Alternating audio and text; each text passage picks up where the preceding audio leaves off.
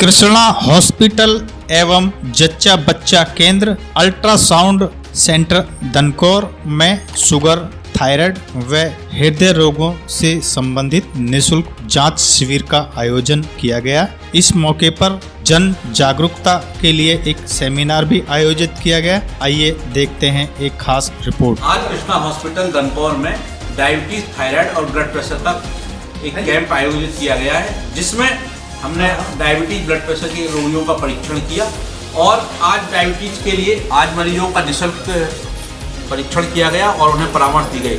इसी तारतम्य में मरीजों को डायबिटीज की एजुकेशन देने के लिए ये हमने प्रोग्राम आयोजित किया है। इसमें हम बताएंगे मरीजों को, सभी को, कि डायबिटीज में हमें क्या सावधानी लेना है, कैसे रहन सहन करना है, क्या खान पान। तो हम आज अभी आपको स्टार्ट करते हैं डायबिटीज होती क्या है और कितने प्रकार की होती है। डायबिटीज का मतलब हो गया ब्लड में शुगर का लेवल सामान्य से ज़्यादा हो जाए तो हमको उसको डायबिटीज कहते हैं। डायबिटीज मुख्यतः 3 प्रकार की होती है, टाइप 1 डायबिटीज, टाइप 2 डायबिटीज और गेस्टेशनल डायबिटीज। और इसके और भी प्रकार होते हैं, लेकिन टाइप 1 डायबिटीज विशेषकर बच्चों में मिलती है, जो कि कम उम्र के बच्चों में मिलती है और बचपन से ही उनको उसके लक्षण मिलते हैं। अब ऐसे बच्चों को पहचानने के लिए हमको ध्यान रखना चाहिए। बच्चे अपने साथी के साथ खेलने जाए, जल्दी थक जाए तो उसको बच्चे की हमें स्क्रीनिंग करनी चाहिए। और यदि बच्चा ज़्यादा खाना खा रहा है, बार बार पेशाब जा रहा है, तो भी हमें बच्चों में डायबिटीज के लक्षण पता करना चाहिए, तो उसकी जांच करवाना चाहिए। इसके बाद आता है टाइप 2 डायबिटीज। यह डायबिटीज मूलतः 40 साल के बाद की उम्र में होती है। जिनका वजन बढ़ रहा है, जिनकी फैमिली हिस्ट्री है, उनको ये डायबिटीज होने की पूरी संभावना है। ऐसे में हमें ब्लड के शुगर की लेवल की जांच करना। किसी भी व्यक्ति का किसी भी समय ब्लड शुगर लेवल जांच करने पे 200 या 200 से ज़्यादा आता है तो उस व्यक्ति को कह देंगे ये डायबिटीज कन्फर्म डायबिटिक है। हम डायबिटीज के लक्षण क्या क्या हैं? टाइप 2 डायबिटीज जो सबसे ज़्यादा होने वाली डायबिटीज है, इसके लक्षण हैं हाथ पैर में जलन होना, सुन्नपन होना, झंझनाहट होना, बार बार पेशाब जाना, वजन कम होना, बहुत ज़्यादा प्यास लगना और बार बार यूरिन पास करना। तो ये मुख्यतः डायबिटीज है। और महिलाओं में और पुरुषों में कई बार जेनिटल ऑर्गन में खुजली होना, इन्फेक्शन होना, ये भी डायबिटीज, स्किन में इन्फेक्शन होना, ये भी डायबिटीज के लक्षण हैं। इसके बाद एक डायबिटीज और होती है, उसको कहते हैं गेस्टेशनल डायबिटीज। यह महिलाओं में प्रेगनेंसी के दौरान होने वाली डायबिटीज है।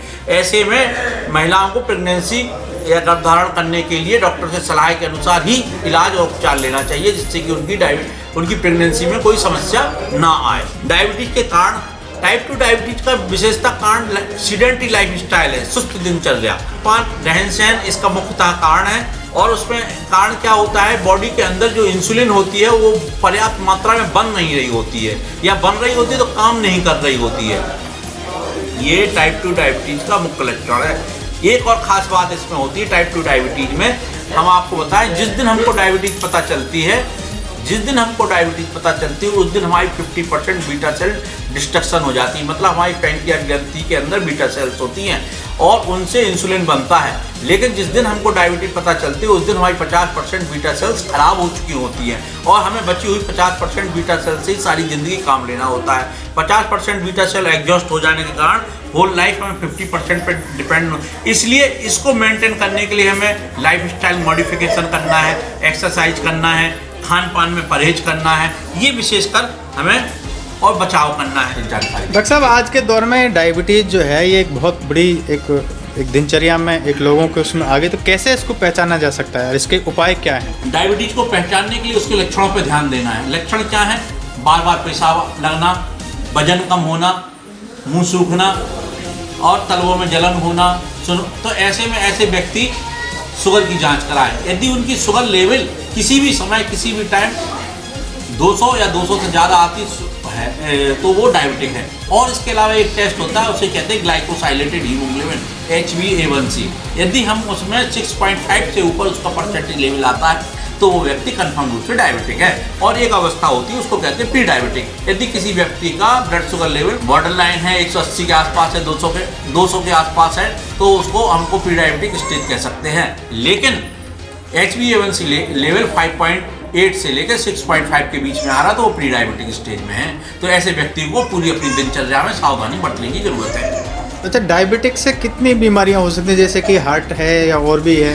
डायबिटीज में सारी लिंक होती है, क्योंकि इसमें न्यूरोपैथी होती है, इसमें नेफ्रोपैथी होती है, इसमें कार्डियक प्रॉब्लम होती है। डायबिटीज में कार्डियक प्रॉब्लम के होने के चांस सामान्य व्यक्ति से 4 गुना ज़्यादा होते हैं। तो इसमें साइलेंट एमआई होने के पूरे चांस है। तो ये सबसे खतरनाक बीमारी है डायबिटीज में। हार्ट अटैक के लक्षण सामान्य व्यक्ति में जैसे दर्द होता है, इसमें डायबिटीज में होने वाला दर्द कम होता है। तो ऐसे में व्यक्ति को ये लक्षण पहचानने में दिक्कत होती है, इसलिए कहते हैं डायबिटीज में साइलेंट एमआई होता है। तो हमें डायबिटीज में ज़्यादा अलर्ट रहने की ज़रूरत है, अपने कार्डियक चेकअप की बहुत ज़रूरत है डायबिटीज वाले व्यक्ति को। अच्छा, आजकल ये ब्रेन हेमरेज की भी ज़्यादा शिकायत देखी जाती है, तो क्या इसका भी रिलेशन होता है डायबिटीज से? यस, ब्रेन हेमरेज वाले व्यक्ति भी, ऐसे व्यक्ति जिनको डायबिटीज है उनको प्रोन रहते हैं, उनको ज़्यादा चांस है ब्रेन हेमरेज होने के। आम जनजीवन में कैसे इसके पार पाया जा सकता है, क्या सावधानियां रखनी चाहिए?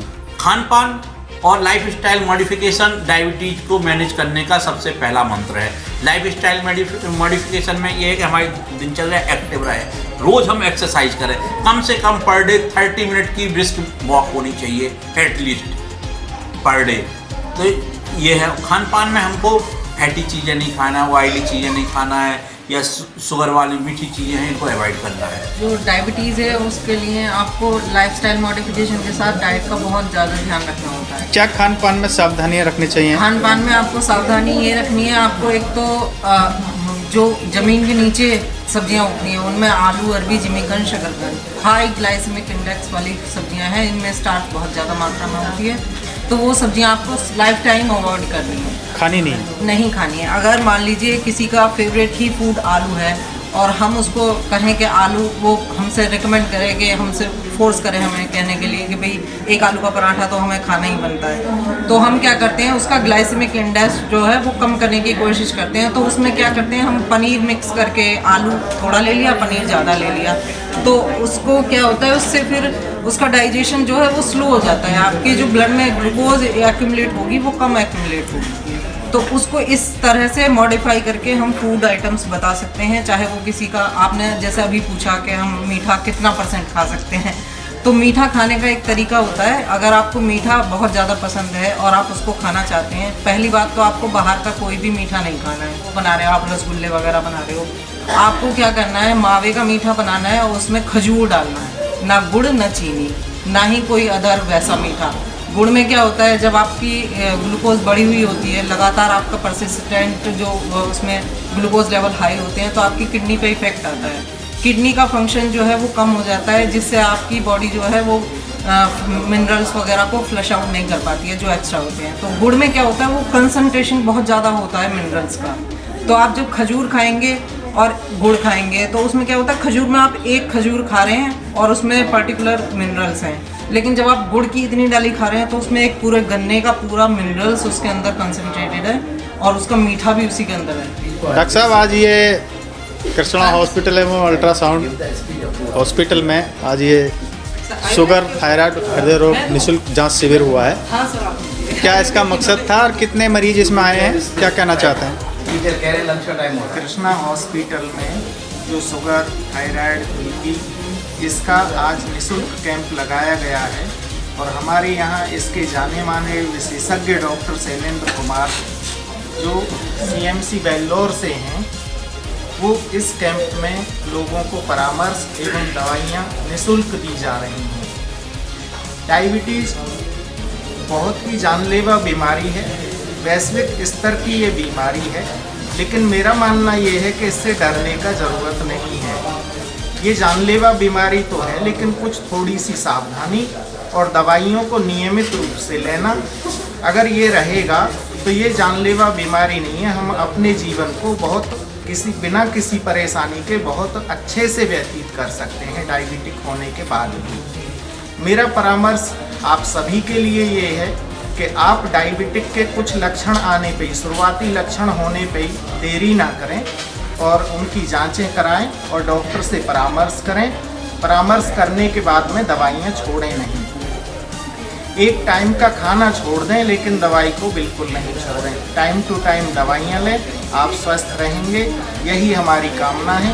और कृष्णा हॉस्पिटल में यहाँ के क्षेत्र के जाने माने डॉक्टर शैलेंद्र कुमार लोगों को बहुत अच्छी तरीके से डायबिटिक बीमारी से निजात दिला रहे हैं। मैं उनका धन्यवाद करता हूँ। आज यहाँ हमने लगभग 200 से 250 मरीजों का परीक्षण करा है, जिनमें से 80% लोग डायबिटिक पाए गए हैं और बीपी की बीमारी तो लगभग 90% लोगों को है जो 40+ है। ये आजकल बीमारी ये नहीं है कि डायबिटिक बीमारी 40+ ही लोगों को है, छोटी, जैसा अभी डॉक्टर साहब ने बताया, बच्चों को भी होती है, गर्भावस्था में भी होती है, टाइप 1 होता है, टाइप 2 होता है, टाइप 3 होता है। तो ये छोटे बच्चों को भी ध्यान रखा जाए, उनकी भी अगर कोई लक्षण आता है तो उनकी भी जांच करा के तुरंत डॉक्टर से परामर्श करें। गर्भावस्था में डायबिटिक के बारे में हमारे डॉक्टर बैठे ही हैं, जानी मानी विशेषज्ञ डॉक्टर हैं, स्त्री रोग विशेषज्ञ डॉक्टर कनिका भट्ट। वो गर्भावस्था में होने वाली परेशानियों के बारे में बताएंगी और क्या क्या सावधानियां हैं उसके बारे में विस्तार से बताएंगी।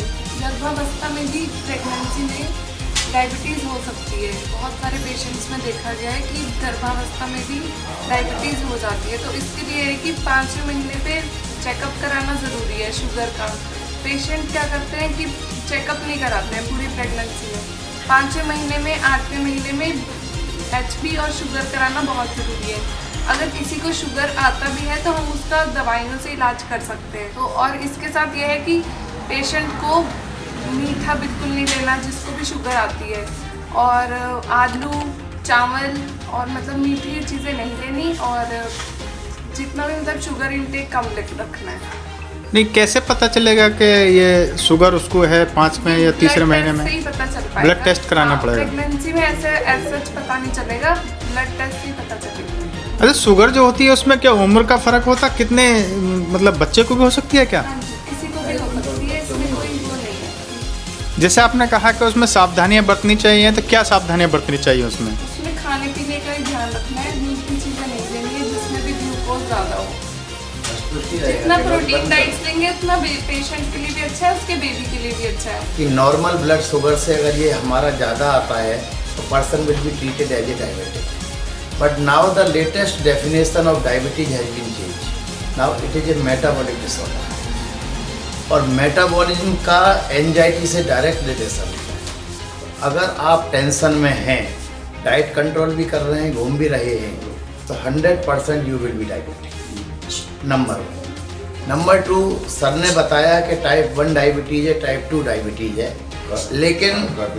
लेकिन डायबिटीज़ को लेमन भाषा में समझने के लिए हम जो भी खाना खाते हैं वो ग्लूकोज में कन्वर्ट होता है। वो ग्लूकोज हमारे ब्लड में जाता है, ब्रेन को मैसेज जाता है कि ब्लड के अंदर ग्लूकोज है, पेनक्रियाज से कहो कि इंसुलिन रिलीज करें। पेनक्रियाज इंसुलिन रिलीज करती है। जब इंसुलिन ग्लूकोज से मिलता है तो वो ATP में कन्वर्ट होता है, जिसे एनर्जी कहते हैं, जिससे हम सारे दिन काम करते हैं। ये एक नॉर्मल प्रक्रिया है, आप सभी की समझ में आया होगा। एडिनोसिन ट्राइफॉस्फेट, या वो उसकी फुल फॉर्म है, वो ATP की फुल फॉर्म है, ADP की फुल फॉर्म है। अब सवाल ये आता है कि हमारे पहले बुजुर्ग ये कहते थे कि खाने को चबा चबा के धीरे धीरे खाओ, क्योंकि इंसुलिन की जो सीक्रेशन है उसकी 2 फेज होती हैं। First phase of insulin secretion and second phase of insulin secretion. First phase of insulin secretion पहले 15 मिनट का होता है, जिसमें 80% इंसुलिन रिलीज हो जाती है। उस पहले 15 मिनट में आप 4 चपाती भी खा सकते हैं और 40 भी खा सकते हैं। अगर आप 4 खा के रुक जाएंगे तो भी पहले 15 मिनट में आप जितना वक्त लेके और धीरे खाएंगे, उससे आपको सब कुछ फीलिंग ऑफ फुलनेस आ जाएगी और सेटिस्फैक्शन आ जाएगी। अब सवाल आता है कि इंसुलिन को 2 में बांट दो, insulin deficiency, insulin resistance. Insulin deficiency में इंसुलिन सीक्रेशन या तो प्रॉपर क्वांटिटी में नहीं होगा या प्रॉपर फैशन में नहीं होगा। जैसे 1 घंटे में 50 मिलीग्राम चाहिए, पता पड़ी 25 हुआ। 6 घंटे में इतना चाहिए, इतना हुआ। इंसुलिन रेजिस्टेंस में इंसुलिन सीक्रेशन तो होता है, पर सर ने जो कहा कि साइट ऑफ एक्शन नहीं होता, वो सबसे बड़ी प्रॉब्लम है। क्योंकि इंसुलिन की 3 टारगेट्स हैं। पहला हमारा लीवर, जहाँ मेटाबॉलिज्म होगा, दूसरा हमारा एडिपोज टिश्यू, और तीसरा हमारे पेनक्रियाज। लेकिन सबसे बड़ी जो चीज़ मैं आज आप लोगों सभी लोगों से शेयर करना चाह रहा हूँ, काफ़ी सर बैठे हैं, सीनियर बैठे हैं, मुझे तो फार्मा का कैंप लगाया है, थोड़ा सा अनुभव है। जब हम एक्सरसाइज करते हैं, एक्सरसाइज में दौड़ नहीं होती है, ज़बरदस्त नहीं होती, फास्ट मूव, तो during exercise insulin secretion will start automatically, either requirement is there और नॉट। इंसुलिन कब रिलीज होता है? जब हम खाना खाते हैं और ब्लड के अंदर ग्लूकोज पहुंच जाती है, तब इंसुलिन रिलीज होता है। लेकिन जब हम वॉक करते हैं, रन करते हैं, एक्सरसाइज करते हैं, तो खाना है या नहीं है, इंसुलिन ऑटोमेटिकली रिलीज होती है। It is God gift. और इंसुलिन ऑटोमेटिकली रिलीज होकर आपके इंतजार कर रही है कि कब ग्लूकोज आए और मैं एटीपी में कन्वर्ट। इसका मतलब दौड़ना जरूरी है, कंपलसरी एक्सरसाइज जरूरी है। तो सबसे बड़ा फैक्टर क्या है कि हमारी जो लाइफ स्टाइल है वो सेडेंटरी हो गई। हम खा नहीं रहे, हम खाने के लिए जी रहे हैं। दूसरा, स्ट्रेस देने वालों की कोई कमी नहीं है छोटे भाई, आप कितना लेते हैं उसका है। कई बार क्या होता है कि पेशेंट डाइट भी रेगुलर ले रहा है, मेडिसिन भी रेगुलर ले रहा है, उसके बाद भी ब्लड शुगर बढ़ गई। पता पड़ी कि घर में कोई तनाव हुआ, किसी ने टेंशन दी, रात को नींद नहीं आई। It is a metabolic disorder, the latest definition. इस वीडियो को लाइक करें, हमारे चैनल को सब्सक्राइब करें और बेल आइकन जरूर प्रेस करें